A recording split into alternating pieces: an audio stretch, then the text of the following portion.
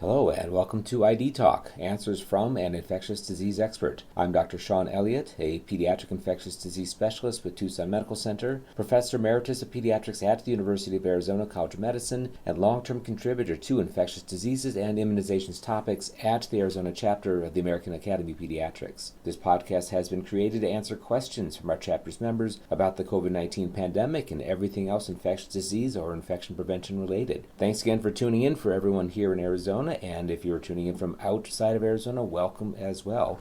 As always, another great list of questions to go through. First, just a brief update on where we're at with other infectious diseases out there. We continue to see a decline, thankfully, in respiratory viruses, although RSV, SARS coronavirus 2, adenovirus, rhinoantro, and all sorts of other fun things are still out there.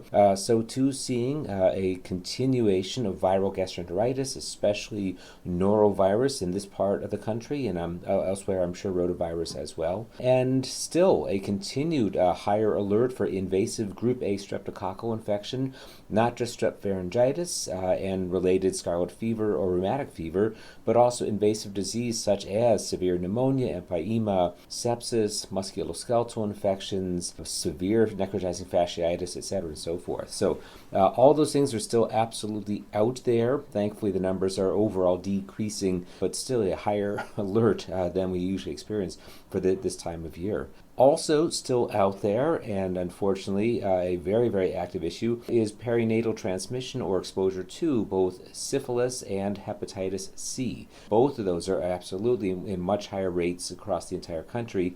If you're interested in more information about that, we have a webinar through the Arizona chapter of the AAP coming up next week, April 12th at 12 o'clock our time. Several physicians from the CDC, as well as myself, will be talking about both congenital syphilis and hepatitis C acquired perinatally. So should be some very interesting epidemiology as well as clinical signs and symptoms, what to look for, and of course an update on treatment and management of babies with hepatitis C and or congenital syphilis. So with that, to the questions. The first one takes us back to our not so very dear friend monkeypox. So the questioner says, I read that there's been more than 500 monkeypox cases reported in the United States already in 2024. This is with the high case count surpassing last year's numbers, what should we be aware of? So yes, indeed, there is a mini surge of monkeypox cases so far this year in 2024. 2023 was sort of a smattering cases. Almost exclusively, these cases are still within the LGBTQ population, and especially men who have sex with other men. And of course, there may be, by extension, some secondary pediatric cases. Putting this into context, in 2022, when we had our significant both global outbreak and also outbreak here in the United States, there were over 32,000 cases reported here in the States in 2022. So in no way to minimize the 500 cases so far, but it is certainly a trend which bears watching. Of very important note, in 2022, that outbreak was largely ended or mitigated significantly by social behavioral practices within the LGBTQ population, which was an amazing use of acting safely and reducing risk of transmission. During that outbreak, however, and this is pertinent to the question, there were pediatric cases, most especially in infants being raised in or living in a household in which there was another infected household member or a primary caretaker. Monkeypox itself is very contagious via cutaneous or contact transmission, and so an individual themselves suffering from active monkeypox, perhaps in the absence of overtly fastidious hand hygiene, could transmit virus to a child, baby, adolescent, anybody else via direct contact. This is not malicious at all. This is unfortunately just a harbinger of just how infectious or how contagious the virus is. So fast forward to today, I think what we should be aware of is that there is a slight chance that babies or children living in a household with another infected family member could be at risk to develop monkeypox themselves. If so, what you will see, first thing you will see, will be a large or a cluster of large pox-like lesions.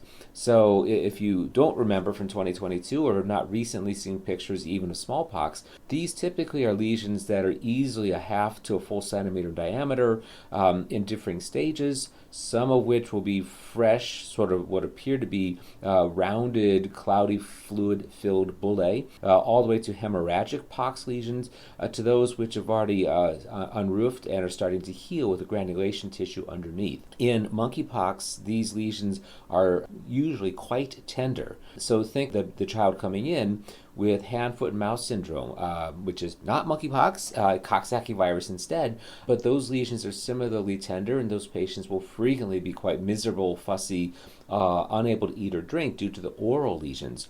In monkeypox, the lesions are almost exclusively cutaneous, so skin-related, but they may also be in the groin or perineal region, especially if the infected care provider is performing diaper changes. And that, in fact, is where more than several of the babies infected and affected in 2022 first developed their lesions. So there could be, mucosal lesions or perivaginal, peripenile, perianal lesions, which again just simply implies contact via the hands from the infected provider. So if one has a patient presenting to your clinical site, wherever that may be, with new onset of pox-like lesions, the first question should be, are there others in the family who are actively experiencing these lesions? And also secondarily, what is the social makeup of people in the household? There may be, as there were in 2022, men having sex with men who were silently infected, did not know what to do about that, and they were brought to medical attention by the development of pox lesions and diagnosis of babies in their household. So I think keep the ears and eyes open and ask the epidemiologic questions, and certainly just be open and looking out for new onset pox lesions. If you have any questions about whether a lesion is or is not pox lesion, certainly you can compare and contrast to the multitude of pictures online, but also contact your local county health department. And also, as always, you're happy to help a pediatric infectious disease provider. All right, so thank you for raising that question. It's important to sort of let ourselves know that this is out there and it could be coming to a community near us. Okay, next question. In a recent article, 450 patients at Salem Hospital, or the Mass Brigham Center in Massachusetts, were exposed to hepatitis B, C, and HIV due to improper administration of their IV medications. What infection prevention steps can we follow to avoid this? So the questioner is alluding to a story which broke at the end of last year, multiple news stories, and it has to do with a class action lawsuit against Salem Hospital, Massachusetts, after over 450 patients were exposed to those three viruses, basically bloodborne pathogens, due to what is described, and this is the only description we have, as an isolated practice at that hospital not consistent with best practices regarding the administration of IV sedation medications during endoscopy procedures. So we don't have any more information as to what exactly the practice was, but we can certainly intuit or suppose that there was likely use of a multi-use vial of a sedative, perhaps propofol or something like that, without properly cleaning the top or without exchanging needles, and thus there may potentially have been transfer of virus from one infected patient to the others as well, just during this process. As soon as the hospital realized this practice was occurring, it corrected it, and the release of notice to those 450 plus patients was out of a huge abundance of caution. As always, the risk is at best theoretic and at worst slightly real that they may have been exposed, but of course hospitals and any healthcare center are obligated both ethically and of course appropriately to share that potential exposure with their patients. So the hospital did so, and unfortunately it has turned into this class action lawsuit. So unfortunate, but I suppose silver lining is that we can take a slight morsel of education and take a look at our own best practices regarding shared use vials. In the pediatric world, this most often has to do, of course, with multi-use vaccine vials. And of course, I think I hope we're all quite aware that there are very strict rules about the use of clean needles to access those, cleaning in between, proper storage, etc., and so forth. If one is not immediately familiar with your practices in your clinical setting, now would be a good time to review those, not just for yourselves, but with everybody in the clinic practice setting, just to make sure that we're following proper standard of care. And if you have questions about what that may be, certainly can easily access protocol by the CDC, by Society of Hospital Epidemiology and Healthcare, SHEA, and several others online, as well as perhaps, hopefully, maybe, you have the written policies and procedures in your own clinical setting, which you can access and review. So that is pretty much the proper steps to follow. As always, and again, without knowing what the specific isolated practice was, making sure that we practice good hand hygiene before and after accessing multi-use vials or delivering medications or accessing IVs, and of course even before and after seeing patients. So I think paying attention to good best practices in general. So appropriate hand hygiene, appropriate use of IV management, IV medication management, all those can and should be reviewed just to make sure that we're not running the risk of transferring potential blood and body fluids from patient to patient. By the way, those 450 patients were exposed, and this practice was in process over an almost 2-year period. It's from June of 2021 to April of 2023 before it was discovered. So things like this can happen. They can happen insidiously, and that's why I encourage all of us to overtly look at our practices in our clinical setting and just make sure that we are up to par and up to standard. Okay, next question. We have a great wide range of things this week. So this questioner asks, with an increase in mosquito-borne illnesses, especially dengue cases in Puerto Rico and also in Brazil and certainly in South America, do you predict we will also see an increase in mosquito-borne illnesses in the United States? Yes. The answer is yes. Now, it should hopefully not be a huge outbreaks such as Rio de Janeiro is experiencing or has experienced, or as Puerto Rico is experiencing right now. But I think we will continue to see individual isolated cases over the next couple years. Here in Arizona, we've had our first native or autochthonous case of dengue in Maricopa County in Phoenix, and we can anticipate that additional cases will occur. Certainly the mosquitoes which carry dengue, chikungunya, and Zika virus, that means the Aedes albopictus and Aedes aegypti mosquitoes, are already quite prevalent in the certainly the lower half of Arizona and even probably a bit further up as well. And that goes for those of you in states in the southern part of the United States. So the mosquito is absolutely present. And that's important because that mosquito has shown itself especially vulnerable to carrying those 3 viruses, dengue, chikungunya, and Zika. And also that mosquito is known for what is called a high vectorial ability, meaning that it can easily transmit a disease because it's quite omnipresent and its bite is painless. So unlike, perhaps we all remember like those, ankle biters or the ankle slappers, in the early dawn or the late dusk, twilight, those would usually be mosquitoes like the Culex and some others, where the bite actually, you can feel the burn, the bite itself. Unlike those, the Aedes mosquitoes have a painless bite, and they are day and nighttime feeders. So basically, they're out there all the time.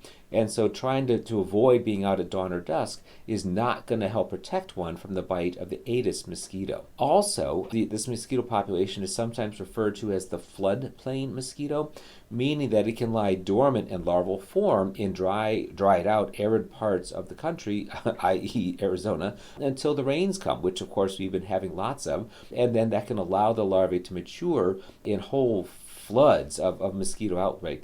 So once the mosquito population itself gets infected and transmits one of the viruses, then it gains an ecological toehold or a niche, and then we will start to see human cases afterwards. So this has happened with increasing regularity in southern and central America and even in the southern part of Mexico. For those of us listening from Arizona, there were absolutely cases of dengue and Zika across the border in the state of Sonora, Mexico. So it is only a matter of time when those viruses transmit into our local mosquito population, and we will start to see human cases. This is not new news. In fact, this has been well known, expected, and anticipated by the vector-associated infections branch of the CDC, and certainly by many of us who practice sort of infection prevention and infectious disease epidemiology. So in prior podcasts, and it's been a while, so maybe it's time to review this, we've gone over clinical signs and symptoms of what to look for. Just very briefly, all three viruses initially start as a flu-like illness, just like so many of the fabulously fascinating infectious diseases. But in the case especially of dengue and chikungunya, the fevers and malaise rapidly turn into severe polyarthralgias and myalgias. So dengue is called variably break bone or bone break fever because patients hurt so badly they swear their bones are breaking within them. Chikungunya especially affects the peripheral joints, so think small joints of the hands and feet, which are incredibly excruciatingly painful, so patients become non-ambulatory and unable to use their hands. Zika, thankfully, is far milder than both dengue and chikungunya, and typically has those same peripheral polyarthralgias, along with a flat erythematous macular rash and conjunctival injection with some serous discharge. So think for Zika virus, somewhat like adenovirus may appear, but add to that mild polyarthralgias. Typically in adults and adolescents, older children, Zika is a mild illness. In younger children, it may be even milder than that. The big concern with Zika, as I think we all remember, is that mothers who are infected with Zika virus can deliver a baby with severe microcephaly, so well below the third percentile, along with that all sorts of other neuronal migration defects, etc. and so forth. And rarely those patients with immunodeficiency or at risk due to other chronic illness who are adults or adolescents may develop things like Guillain-Barré syndrome or transverse myelitis or other neurologic complications from a routine Zika virus infection. So yes, questioner, thank you for asking. There are absolutely cases out there. We can anticipate in the next couple of years sporadic cases here in the southern part of the United States, and very potentially if we continue to be unable to control our mosquito populations effectively, we may yet have a cluster of cases occurring at some point in time in a community near you as well. Okay, last question. The FDA gave emergency use authorization to the monoclonal antibody product pemivibart. This is for pre-exposure prophylaxis for COVID. The questioner asks, is pemivibart given before or after COVID-19 exposure? And thank you for allowing me to clarify that. So pre-exposure prophylaxis, this product, this monoclonal antibody, so passive immunization, is intended specifically for patients 12 years of age and older and at least 40 kilograms who are not infected nor recently infected with SARS-CoV-2, but who are moderately or severely immunocompromised and thus expected to have an incomplete response to vaccination. Very importantly, this product is not intended to be a replacement intervention for vaccination. Those immunocompromised patients should still be vaccinated so that any even partial protection they develop may help prevent them from severe, invasive, or hospitalized disease.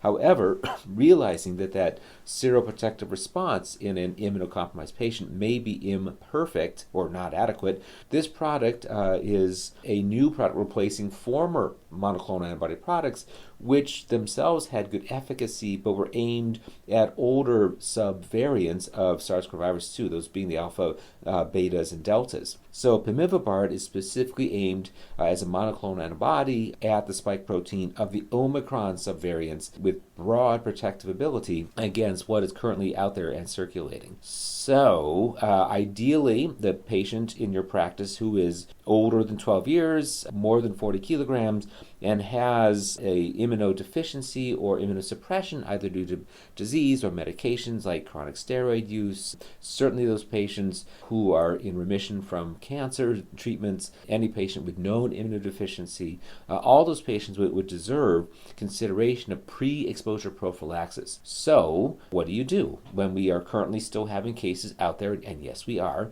of COVID-19? Those patients deserve an initial 4,500 milligram IV dose of pemivibart, which is given at least 2 weeks after a vaccination for COVID-19. Not saying that you need to vaccinate first, but hopefully your patients are also up to date with the most recent boosters, messenger RNA boosters, or the Novavax booster, to give them as much protection as possible. And then, assuming that is so, then they deserve this initial IV dose, which can be re-administered every 3 months to provide lasting, passive immunoprotection against the circulating Omicron viruses out there.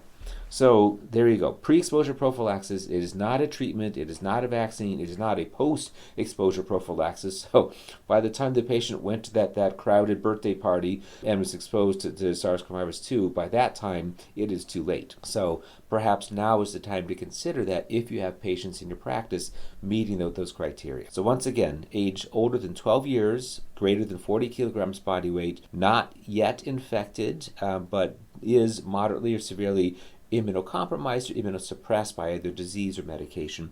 Those would be patients who deserve consideration of pemivibart given in its IV every 3 months. Okay, so that is it for the list of questions. Thanks again, as always, for listening to ID Talk. Arizona AAP members can submit questions for future episodes to covid@azaap.org. The Arizona AAP would like to acknowledge the generous support of this podcast by the Arizona Department of Health Services through the Title V Maternal and Child Health Services Block Grant funding.